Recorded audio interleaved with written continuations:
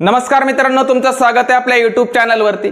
तुम्ही सध्या बघत असताल की मनोज जरांगे पाटलांनी जो लढा उभा केला होता मराठा आरक्षणासाठी, तो त्यांनी थांबवला नाही, तो लढा चालूच आहे।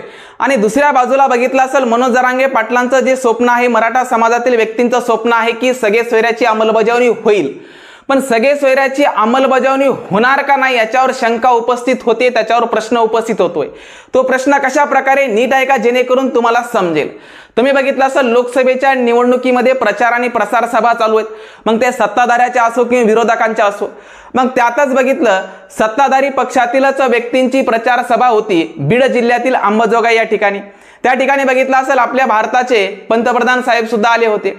मग त्या ठिकाणी मनोज जरांगे पाटलांनी जो काही महत्त्वाचा लढा उभा केला होता मराठा आरक्षणासाठी आणि सगळे सोयऱ्याच्या अंमलबजावणीसाठी त्यांचा लढा चालूच आहे। आणि सगळे सोयऱ्याची अंमलबजावणी व्हावी म्हणून बघितलं असेल 8 जूनला नारायणगडावर विराट सभा बोलवली, म्हणजे कोट्यावधी लोक जर बघितलं नारायणगडावर उपस्थित होणार आहेत। कारण का, जोपर्यंत सगळे सोयऱ्याची अंमलबजावणी होत नाही तोपर्यंत मनोज जरांगे पाटील लढा देणारच आहेत। मग ते स्वतःच्या स्वार्थासाठी आहे का, नाही तर समाजाच्या हितासाठी ते लढा लढवत आहेत।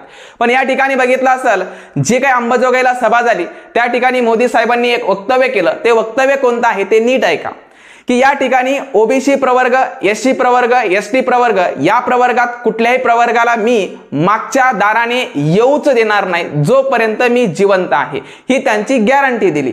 मग इथं बघितलं असेल जे काही महत्त्वाचा मुद्दा होता, राज्य सरकारनेच नोव्हेंबर 2023 ला जो निर्णय दिला, ज्या शिंदे समितीनं कुणबी नोंदी सापडण्यासाठी सध्या पुढाकार घेतला, म्हणजे ज्याच्याकडे कुणबी नोंदी आहेत त्या व्यक्तीला ओबीसी प्रवर्गात सामील करून घेण्यात येत आहे, हा निर्णय सध्या चालू आहे।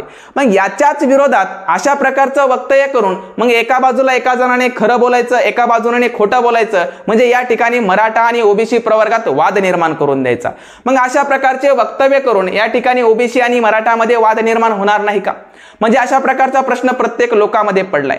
मग सगळे सोयऱ्याची अंमलबजावणी होणार की नाही होणार याच्यावरून एक चित्र स्पष्ट दिसतंय। मग तुम्ही बघितलं असेल सगळे सोयऱ्याच्या बाबतीत मनोज जरांगे पाटलांनी जो महत्त्वाचा लढा उभा केला ते त्यांच्या स्वार्थासाठी नाही तर समाजाच्या हितासाठी केलाय। मग लोकांनी थोडंसं याच्याकडे लक्ष दिलं पाहिजे, जेणेकरून सत्ताधारी व्यक्तीमधीलच काही व्यक्ती म्हणतायत की या ठिकाणी सगळे सोयऱ्याच्या अंमलबजावणीसाठी आम्ही हरकती व नाहरकती मागून घेतल्यात, आणि दुसऱ्या बाजूने म्हणायचं आम्ही बॅकफुटना ओबीसी प्रवर्गामध्ये या व्यक्तींना सामील करून घेणारच नाहीत आणि येऊ देणार नाहीत। मग अशा प्रकारचं वक्तव्य करून तुम्ही ओबीसी प्रवर्गात आणि मराठा समाजामध्ये वाद निर्माण करतायत का, हा लोकांमध्ये पडलेला प्रश्न आहे। मग इथं बघितलं असेल अशा प्रकारचं तुम्ही बोलून जाताय आणि या ठिकाणी यांच्यात वाद निर्माण होत आहे। तुमचं बोलून जाणं साहजिक आहे, कारण तुम्ही जर बघितलं एका ताटात खाणारे माणसं आहात।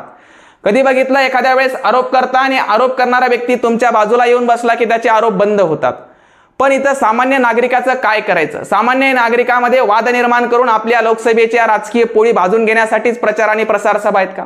कोणत्याही प्रचार आणि प्रसार सभेमध्ये जातीवाचक शब्द वापरूनच निवडणूक लढवावी का? विकासाच्या मुद्द्यावर कधीच कोणत्या प्रचार आणि प्रचार सभेमध्ये तुम्ही बोललात का? नाही। पण या ठिकाणी बघितलं मनोज जरांगे पाटलांनी लोकसभेच्या निवडणुकीच्या आचारसंहितेचं उल्लंघन होऊ नये म्हणून कुठल्याही प्रकारची त्यांनी जास्त प्रमाणामध्ये मोठ्या प्रमाणात सभा घेतल्यात का? नाही। त्यांनी आचारसंहितेचा भंग होणार नाही, जातीयमध्ये तेढ निर्माण होणार नाही, कुठला तरी मराठा आणि ओबीसी वाद निर्माण होणार नाही, अशा प्रकारचे वक्तव्य सुद्धा त्यांनी टाळाटाळ केली।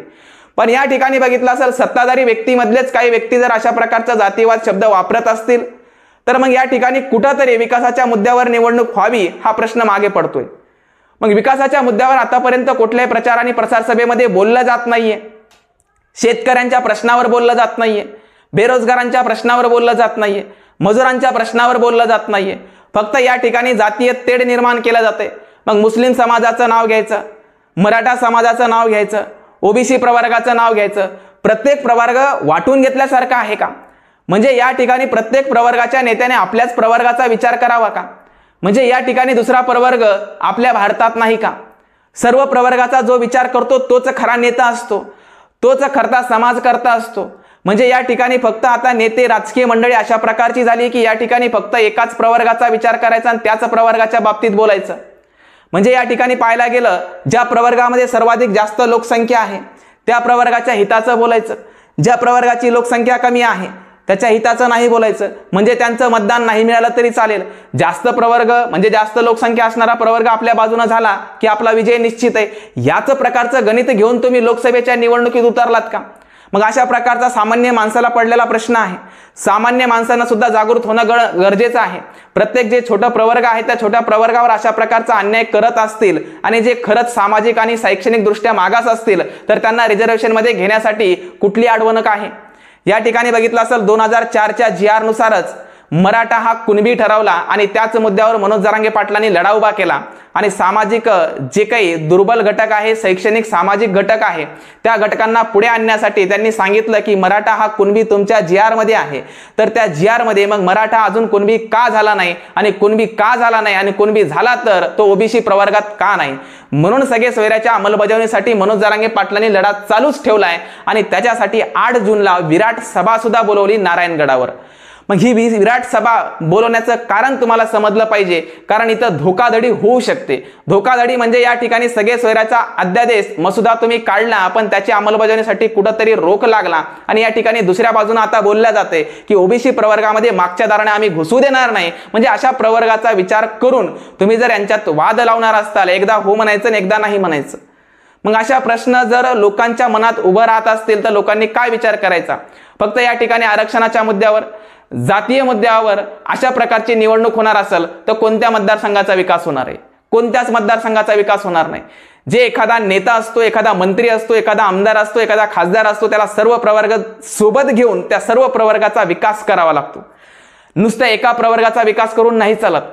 ह्या सगळ्या गोष्टी तळमळीने का सांगाव्या लागतात? कारण इथं बघितलं असेल प्रत्येक मतदारसंघामध्ये हेच चालू आहे.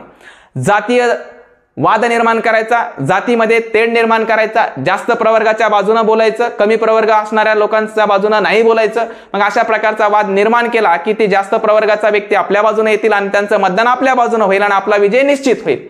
मग 5 वर्ष तेल लावत गेलं, काय होईल ते सांगता येत नाही. मग आपण जेव्हा प्रश्न घेऊन जातो तेव्हा प्रश्न सुटत नाहीत, मग नंतर आपण बोंबलतो. म्हणजे या ठिकाणी महत्वाची गोष्ट आहे की जो व्यक्ती जातीयवाद निर्माण करत नाही, जो व्यक्ती सर्व प्रवर्गांना घेऊन सोबत चालतो, त्या व्यक्तीलाच मत देणं ही काळाची गरज आहे. पण आता बघितलं महाराष्ट्रातील निम्म्याहून जास्त मतदारसंघामध्ये निवडणूक झाली आहे.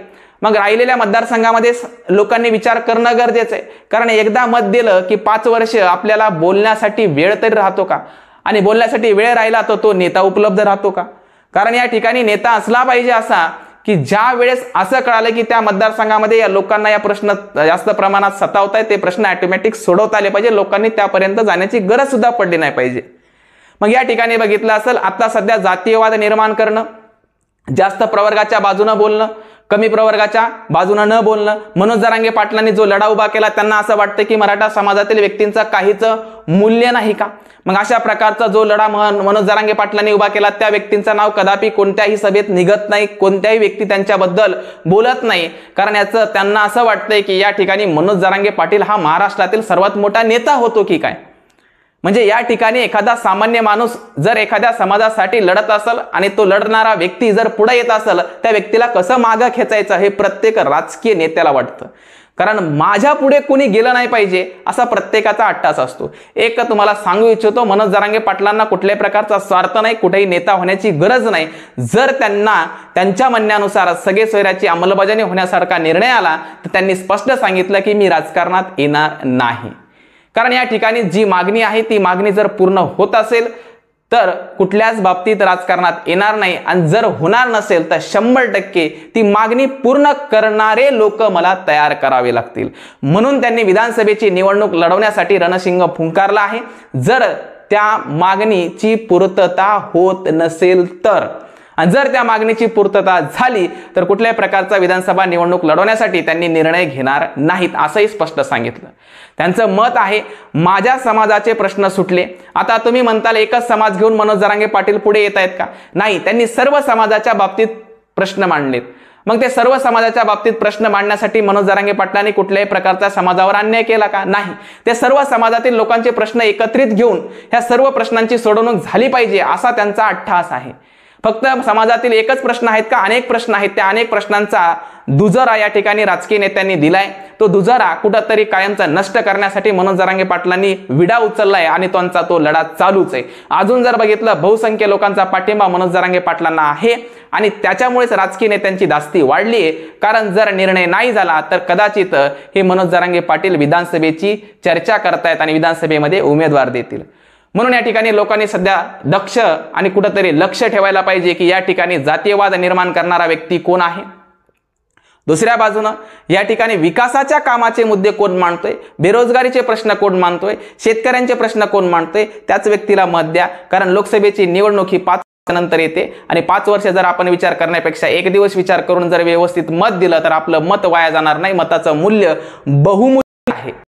म्हणून लोकांनी या गोष्टी तळमळीनं सांगण्याची गरज आहे. कारण बाजूने सगळे अंमलबजावणीच्या सकारात्मक बोलतात आणि दुसऱ्या बाजूने नकारात्मक बोलतात. म्हणजे त्यांना असं म्हणणं आहे की तुम्ही मागच्या बाजूने येत आहेत, मागच्या बाजूने मी येऊ देणार नाही.